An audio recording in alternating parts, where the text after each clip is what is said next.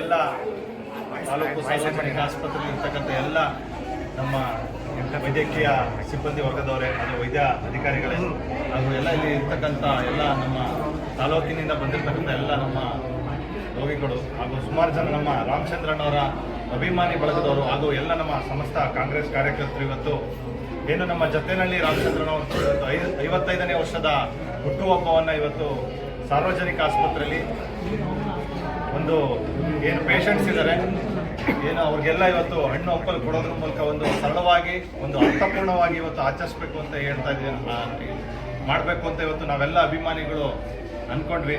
ಅದನ್ನೇ ಇವತ್ತು ಏನು ನಮ್ಮ ಸಮಸ್ತ ಕಾಂಗ್ರೆಸ್ ಕಾರ್ಯಕರ್ತರು ಹಾಗೂ ಹಲವಾರು ಇವತ್ತು ಬಂದಿರತಕ್ಕಂಥ ಎಲ್ಲ ನಮ್ಮ ಕಾಂಗ್ರೆಸ್ ಕಾರ್ಯಕರ್ತರು ಹಾಗೂ ರಾಮಚಂದ್ರಣ್ಣವರ ಅಭಿಮಾನಿಗಳು ಇವತ್ತು ಹಲವಾರು ಜನ ಬಂದು ಸೇರಿದ್ದೀರಿ. ಅವರು ಈಗಾಗಲೇ ನಮ್ಮ ಬ್ಲಾಕ್ ಕಾಂಗ್ರೆಸ್ನ ಅಧ್ಯಕ್ಷರಾಗಿ ಮತ್ತು ಒಕ್ಕಲಿಗರ ಸಂಘದ ನಿರ್ದೇಶಕರು ಮತ್ತು ಕಾರ್ಯಾಧ್ಯಕ್ಷರು ಎಲ್ಲ ಆಗಿ ಇವತ್ತು ಕಾರ್ಯನಿರ್ವಹಿಸಿ ಹಲವಾರು ಸಮಾಜ ಸೇವೆಯನ್ನು ಮಾಡ್ತಾ ಬಂದಿದ್ದಾರೆ ನಮ್ಮ ತಾಲೂಕಲ್ಲಿ.